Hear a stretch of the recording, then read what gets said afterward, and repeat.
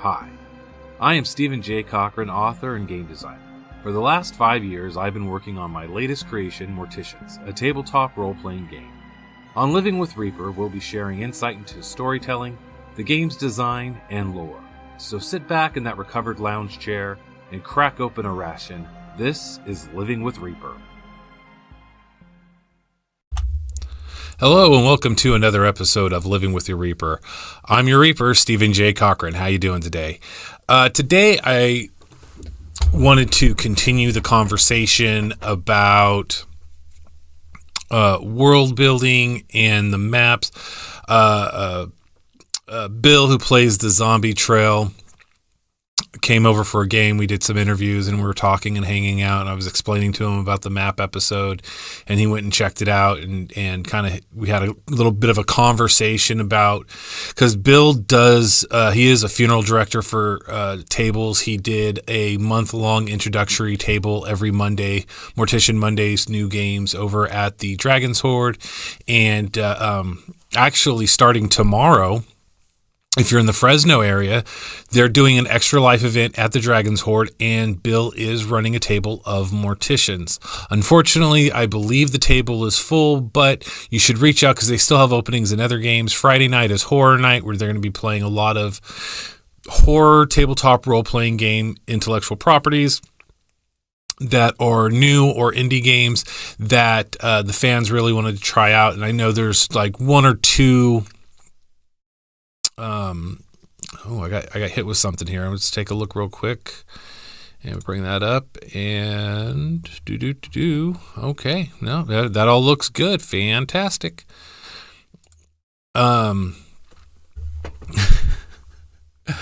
It's always fun doing this by yourself. Like I see why so many people have producers to assist, or having a person, or having even just have like a hotkey set up ready to go. But yeah, they're doing Extra Life at the Dragon's Hoard off of Bullard and Marks in Fresno, California. They are doing tabletop role-playing games, board games. These are live in person for the next 3 days, Friday, Saturday, and Sunday. Call the store or swing by and let them know that you're interested in participating. All the proceeds of Extra Life at the Dragon's Hoard go to Valley Children's Hospital. So it's a great community event for the community to come together and raise money for these kids. And it is something that I've always been excited to participate with. This year, unfortunately, I wasn't able to set up a table, but I will be planning on stopping by and saying hi to everybody and see how they're doing, and probably make a small donation.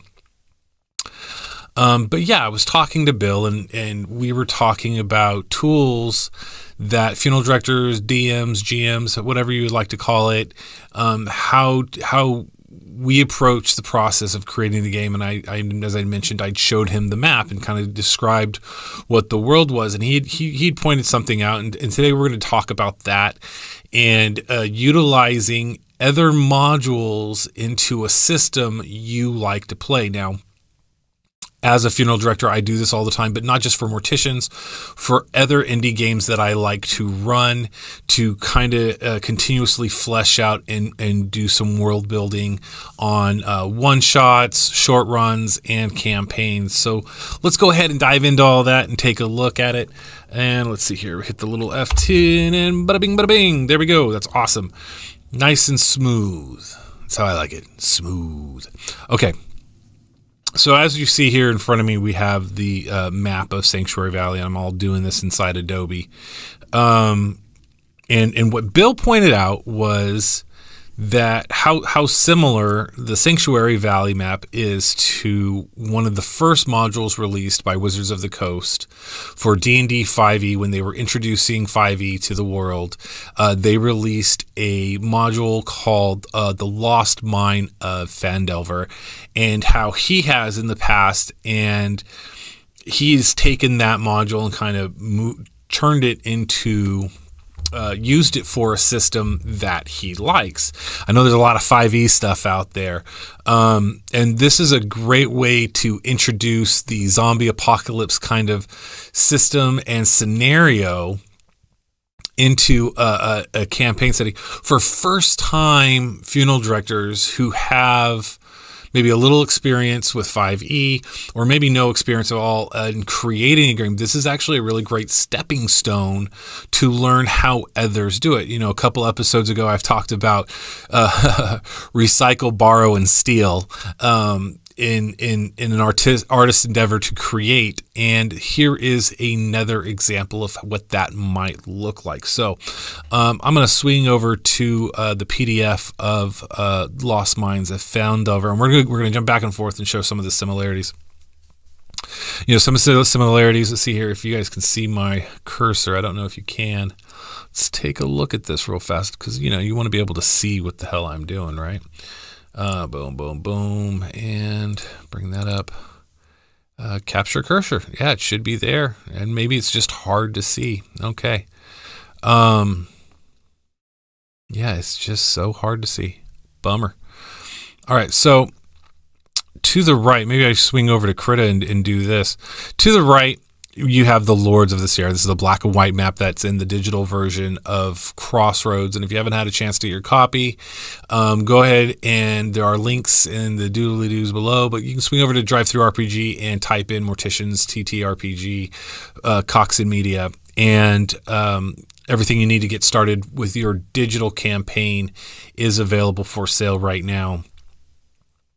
So as I was saying, this map here is the black and white version. You have the Lords of the Sierra on the right. Yeah, your guys is right, my right. And then at the bottom, you kind of have this mountain ridge that is the necropolis that leads into Los Angeles, with Union City down at the south. This is where the similarities kind of come together that Bill thought would be a nice tool for first-time funeral directors who are interested in playing in the zombie apocalypse, to kind of use someone else's modular campaign and mull it over. So I'm going to switch over here to the Lost Mines of Phandalin, and we're going to zoom in here. Spoiler alert, if you haven't played Lost Mines of Phandalin, I'm showing the DM map. So let's go ahead and zoom. Whoa, a little too fast. There we go. All right, here we go. All right. So the story of Phandalin is that the adventurers are hired to assist with a mining company transporting goods as guards, and then the opportunity to hire them to help with the mine was supposed to be presented. The characters start in a town called Neverwinter, and they're heading down here to a place called Phandalin. Okay. Along the way, there's a hijacking, and what has happened to the individual who hired them? They are missing, and something's afoot. Something's amiss. Okay, so if you haven't played the Lost Mines of Phandalin, this is definitely a good time to stop watching and hop over to watch something else, because there's going to be a lot of spoilers. This is specifically just for funeral directors who are interested in maybe using some of these high fantasy tools to help flesh out their post-apocalyptic game. So for Morticians, how this works with Morticians, or how you could approach it with Morticians, and I'm going to zoom into this map here, is you have the characters start in Sanctuary City, and they head down the highway, and they're heading to Union City. That's easy, right? A Union City member has hired them to help them excavate a mine or research facility. Right, so there's some mines in Southern California. Most of the mining is in Eastern and Northern California.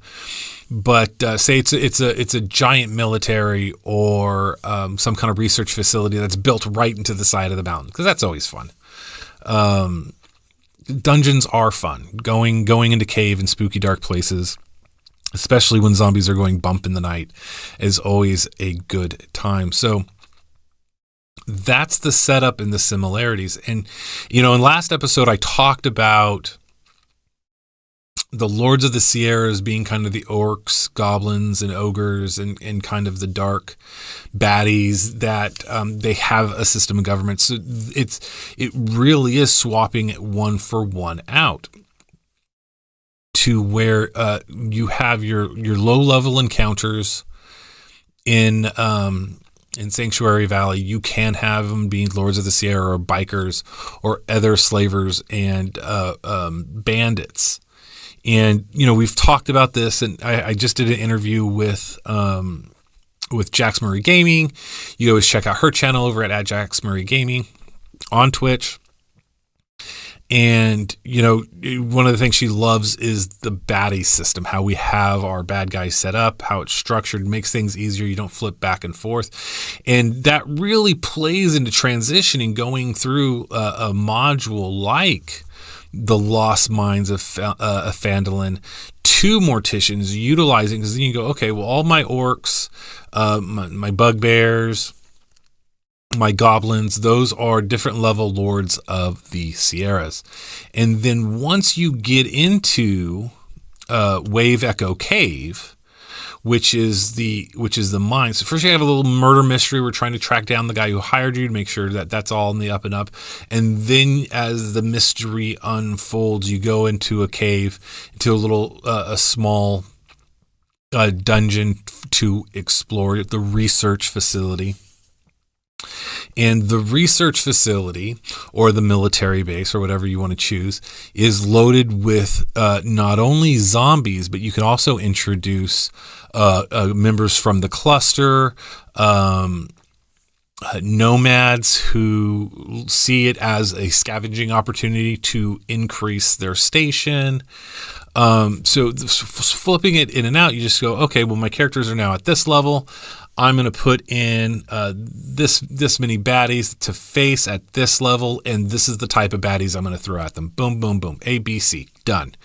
And so you're swapping things out. Now, inside the Lost Mines of Phandalin, you have these other locations. So you have Cragmaw Hideout and Cragmaw Castle. So the Hideout is where an ambush party hangs out, and the castle is their secondary location.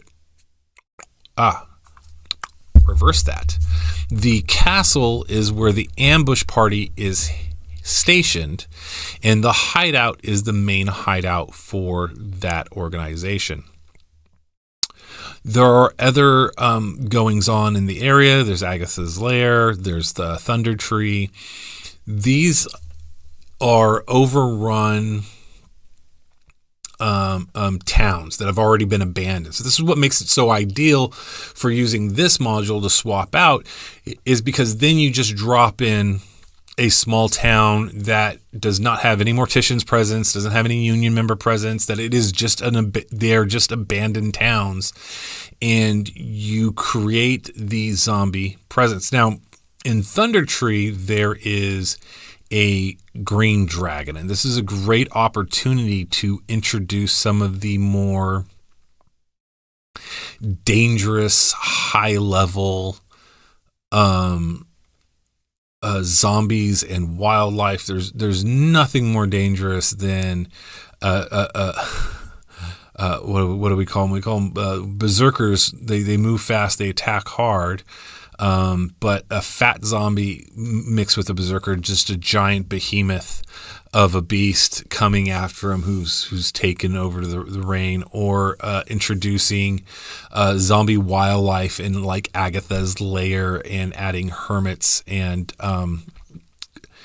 cultist members of society. So the creativity you're able to bring and developing your zombie apocalypse by utilizing this module as really like a stepping stone into creativity. And one of the things that I like to do, and I'm gonna keep this episode a little short today because I think I got a cold coming on, and there's all kinds of stuff that that is going along with that. That's kind of wearing me down a little bit.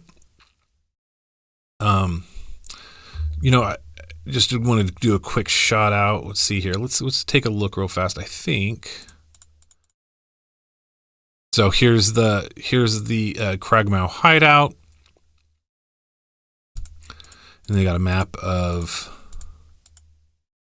That's the small town. You can turn that into Union City quite easily, especially with this hills down here in the south side of town.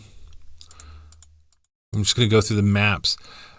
So, it's interesting. So the Red Brand hideout is a group of highwaymen who've taken over the town. You can still play with the Red Brand mercenaries or highwaymen, and they're still level appropriate. You are just kind of swapping out 5e stat block and mechanics for Morticians, stat block and mechanics, and role play and develop it the way that it was originally designed very easily. So we'll just do this real quick. And here's the runes of Thunder Tree, which, look, you can keep this map in layout, or you can grid it up and turn it into a more modern city grid and not lose any of the features that come with this. Yeah, I mentioned the green dragon that was there. The castle. Where is it? There we go. This is what I was actually looking for. So here's why I keep saying research facility or military base. So here is the map of, zoom back so you can get the full, breadth of it. And I bring it all in here. There we go. So this is Wave Echo Cave in the game for Morticians. This is where you can really develop it as like a military base or a research facility. The plot is that pre-Cataclysm, in this high fantasy game, there was a forge that imbued magical effects on items. As turning it into a research facility, you replace magic for science. That's it. I don't know how many of you have a degree in physics or computer programming skills, or your mortician has that background. So basically, by turning it into a manufacturing or research facility for tests, this is a great opportunity as a funeral director to introduce legendary weapons, modified weapons, temporary modified weapons. The mechanics, or the idea of the mechanics, transfer over. So as the players explore, there's plenty of rooms to pack with fresh zombies and zombies that have been there since 2012. And the big bad is still the big bad. It's just instead of being a mage, it is a warlord for this biker gang who desires to have this technology to strengthen the Lords of the Sierras, which allows you to build a main campaign that you can then transition into the actual Lords of the Sierras territory, trying to just stop and defeat them from taking over Sanctuary Valley. So that's what Bill had pointed out, and I was really excited to share that with you. It's really kind of a fun way of looking at that. There are modules for most games dating back all the way to the 80s. So there is a breadth of ideas that have already been written that you can borrow and you can utilize in your own games and campaigns if you struggle coming up with an idea. I did theater in high school, and one of the things we always talked about is that the thing about William Shakespeare that makes his plays so interesting is that he covers, in his entirety of his collection, everything together, he covers the breadth of human emotion and human relations with one another. There are social situations, boy meets girl, girl falls in love with boy falls in love with girl, boyfriend comes in, this family's fighting with this family, this trade deal goes bad, this family had a forgotten, all the little human interactions that we could possibly have with one another, Shakespeare covered. And the same is true if you look at the breadth of modules. There is really no such thing as a new story I did. There's just a new way of telling it. Your way of telling it is just as important as Shakespeare's way of telling the story, because it's through your eyes and how you interpret the situation, and how we interpret the situations is what defines us. So taking other people's stories and creating your own for your table, for your friends, has been done since time immemorial. One of the ones that I've done, anyone who's seen me in real life, who's hung out with me, who's had anything longer than a 10-minute conversation, knows that whenever I talk about tabletop role-playing games outside of Morticians, that one of my all-time favorites is Mothership. Mothership is a brilliant piece of gaming created by Tuesday Night Games, and I think it was in the last year or so, they released a campaign book for a mega dungeon called Gradient Descent. And Gradient Descent is a space station that was a cybernetic AI research facility in space, floating around. It was decommissioned, and the players have to, for that campaign, explore this mega structure, this mega dungeon. They call it, and they go deep. They go deep into this massive space station, and each floor, each room has a surprise and a situation. And if you've ever played Mothership, life is cheap. The game mechanics are very well, it's a horror-based game, and so the level of threat that your character must constantly be under is always there. And so Mothership just does that, just absolutely beautiful. They call them wardens instead of GMs.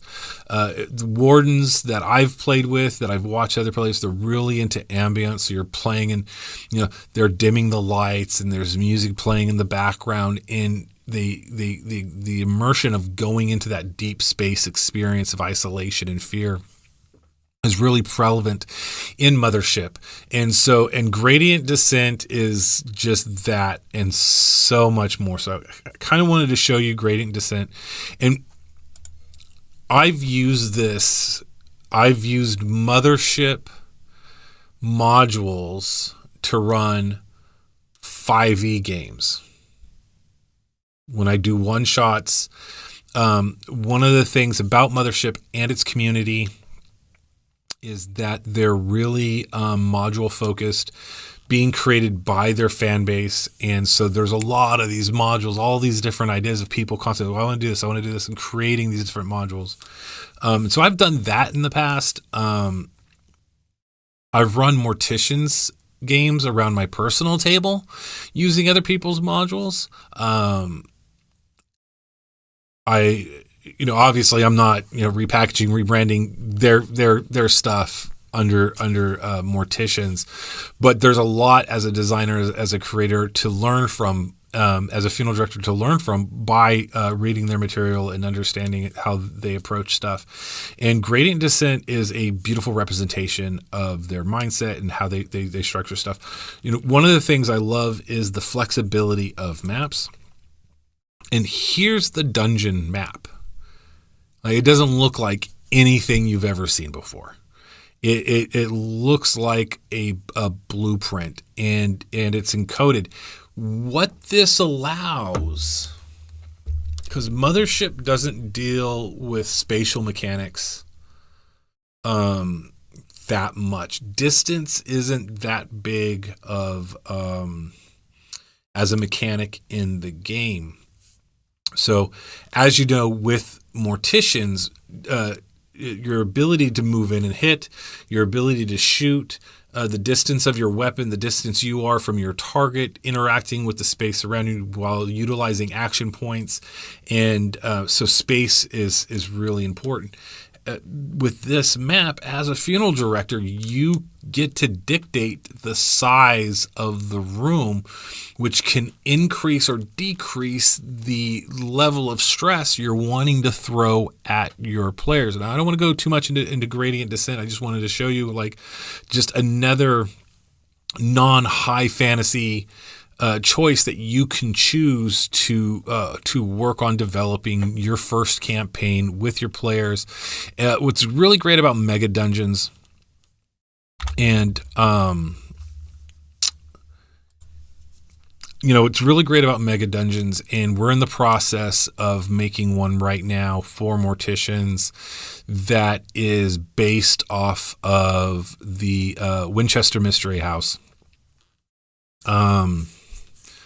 So that's going to be fun. That's going to be coming out sometime in the next year or two. The thing about Mega Dungeons is that it affords the funeral director the opportunity to always have resources to play along with, and the balancing is really great between combat and story, because there's a lot of opportunities for you to insert your own ideas, but you always have a treasure trove to pull from, rather quickly. So that's really what I want to talk about today. Utilizing other ideas to influence your game and how to build upon them, and in different ways you can utilize the Morticians TTRPG system to run games. In all honesty, I love Mothership, but it took me a year to figure out how to play from 0 edition. First edition is just coming out, and I'm looking forward to my opportunity to buy it and play another game, because it really is that fantastic of a world. But you don't have to limit yourself in how you create things at your table. You don't have to say, well, I'm just playing this, so I can't use this. No, as a creator, as a funeral director, go out there and borrow from as many people. I played a game for another indie game. I want to say it was Toxic Wasteland, and it was basically Mad Max. The entire story was Mad Max. It was a group of cops, with one of the cops picked at random to have Max's loss, and they were dealing with a band of bikers, a la Australia Mad Max, the original Mel Gibson movie. I've played Fallout games where it was basically I Am Legend. Creating the experience, tapping into a cultural IP to kind of feather out and design the world around you, helps your players' immersion, and it allows them to draw from their own information, things they know, to kind of fill in the gaps, and it allows you to build a more defined world within the imagination. There are many artists out there, but not all of us are artists, and utilizing other artists' tools to express ourselves is one of the great tools that a funeral director can do. Hey, while I have you here, I just wanted to remind you that, let's see if we can do this the good old-fashioned way. There we go. Crossroads digital version is out at Drivethru-RPG. As mentioned earlier, the links will be in the descriptions below. If you haven't had a chance, swing on by and pick that up.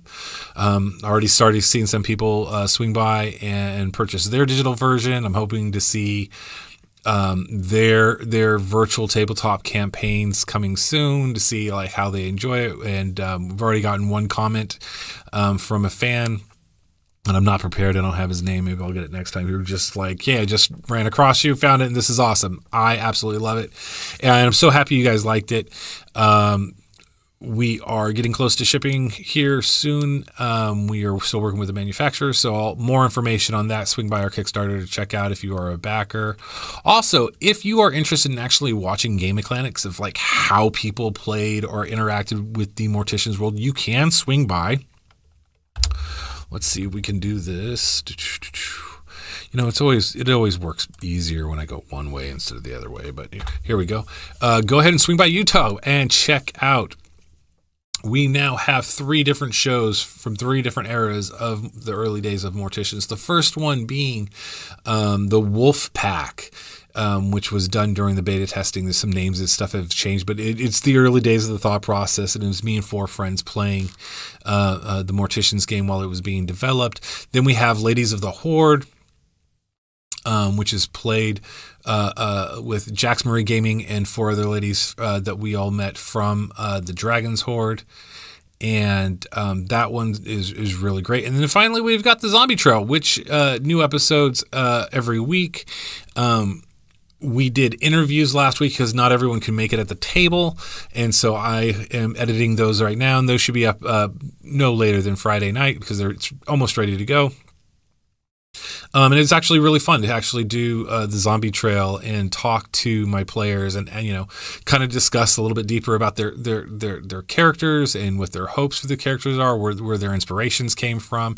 So how they approached character creation. So, and then I did another interview with another one of the players today. So that will be coming out next week.